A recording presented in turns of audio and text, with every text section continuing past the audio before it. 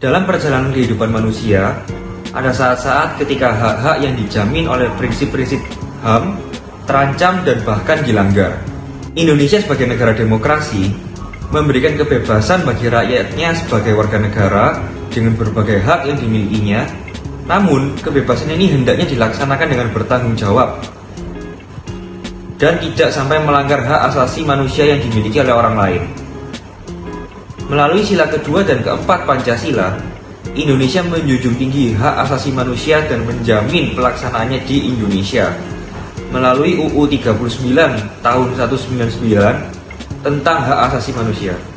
Pada kesempatan kali ini, kelompok kami ingin menyampaikan bagaimana pelaksanaan HAM dan demokrasi Pancasila di Indonesia sehingga mendapatkan perhatian para pemirsa, dan kami berharap video ini dapat menumbuhkan sikap waspada akan pelanggaran HAM yang terjadi.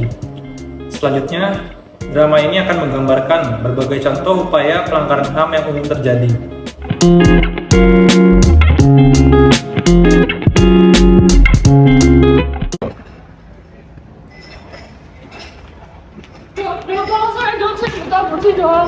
Mohon maaf, saya tidak bisa membantu ibu. Tapi ini urusan saya dong, tolong bantu saya. Iya dok, gimana ini, kasihan adik saya. Tolong dok, ini mulus sama takut keluarga kami dok. Kasihan anak saya dokter, tolong dokter, kasihan.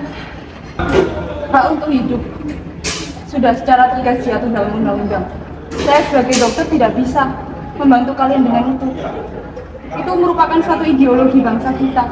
Dan janin untuk hidup itu sudah merupakan hak janin tersebut.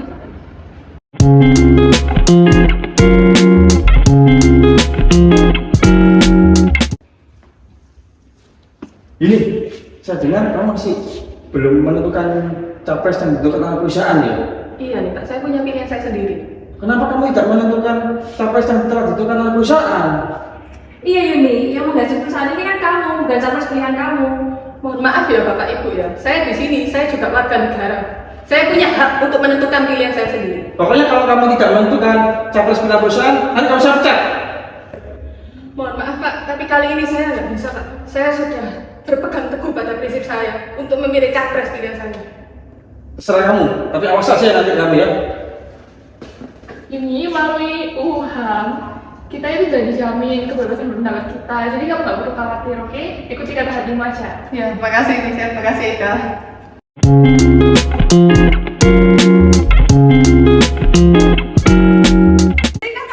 Kami mau bertemu pimpinan. Pak, pimpinan, Pak, pimpinan. Kami pimpinan, Pak. Bubar, kalian mana? Nggak bisa. Ini sahabat. Sudah, Nggak bisa. Coba untuk kita. Ini jangan menemui kalian. Bubar. Nggak bisa. Kami mau bertemu pimpinan. Sudah, tak bisa. Sekarang nggak bisa. Sudah. Tolong Pak. Kalau bertemu, ini bangsa kami Pak. Tolong.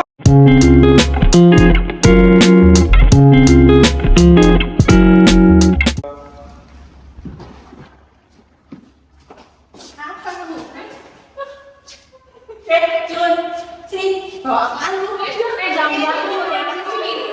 Ada baru. Rasain tuh. Ngapain kalian? Nggak ngapa-ngapain bu. Nggak mungkin. Ini kenapa tasnya ada di sini? Lihat semuanya. Sendiri aja tuh. Lihat semuanya. Kalian ya tidak boleh mengganggu teman. Tidak boleh menyiksa teman. Itu ada di undang-undang. Sekarang kalian bertiga ikut-ikut ke ruang BK. Ayo. Setelah menghadapi berbagai kasus pelanggaran HAM seperti yang telah kita saksikan dalam drama-drama sebelumnya, penting bagi kita untuk meningkatkan diri kita sendiri tentang hak-hak asasi manusia yang dijamin oleh undang-undang dan ideologi Pancasila. Pertama, penting untuk menyadari bahwa setiap individu memiliki hak untuk hidup, kebebasan dan keamanan pribadi, serta hak untuk tidak disiksa atau dianiaya. Ini merupakan hak yang dijamin oleh Undang-Undang Hak Asasi Manusia. Kedua, korban pelanggaran hak asasi manusia memiliki hak untuk mendapatkan keadilan dan pemulihan. Mereka memiliki hak untuk melaporkan pelanggaran tersebut kepada pihak berwenang untuk mendapatkan akses ke sistem peradilan yang adil dan untuk mendapatkan kompensasi atas kerugian yang mereka alami. Ketiga, penting untuk diingat bahwa masyarakat juga memiliki tanggung jawab untuk melindungi dan memajukan hak asasi manusia ini. Ini berarti bahwa kita semua memiliki peran dalam mencegah pelanggaran HAM, mengedukasi orang lain tentang hak-hak asasi manusia, dan mendukung korban pelanggaran HAM dalam upaya mereka untuk mendapatkan keadilan. Dalam menghadapi pelanggaran HAM, tindakan yang dapat dilakukan oleh para korban termasuk sebagai berikut. Yang pertama, melaporkan pelanggaran HAM kepada otoritas yang berwenang, seperti kepolisian atau lembaga HAM nasional. Kedua, mencari bantuan dari organisasi-organisasi HAM atau LSM yang dapat memberikan dukungan hukum dan advokasi. Yang ketiga, memanfaatkan mekanisme internasional untuk melaporkan pelanggaran HAM, seperti mengajukan laporan-laporan ke Komisi HAM PBB atau ke pengadilan internasional jika diperlukan. Keempat, menuntut keadilan melalui jalur hukum nasional dan internasional dengan dukungan dari pengacara atau advokat HAM.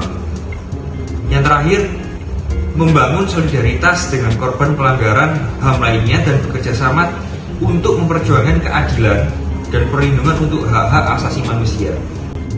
Semua tindakan ini membutuhkan dukungan dari masyarakat, pemerintah, dan komunitas internasional untuk memastikan bahwa pelanggaran HAM tidak terjadi lagi, dan bahwa korban mendapatkan keadilan yang mereka butuhkan dan berhak atasnya. Dengan kerjasama dan komitmen bersama, kita dapat memperjuangkan perlindungan dan pemajuan hak-hak asasi manusia untuk warga negara di negara Indonesia yang berdasarkan demokrasi Pancasila.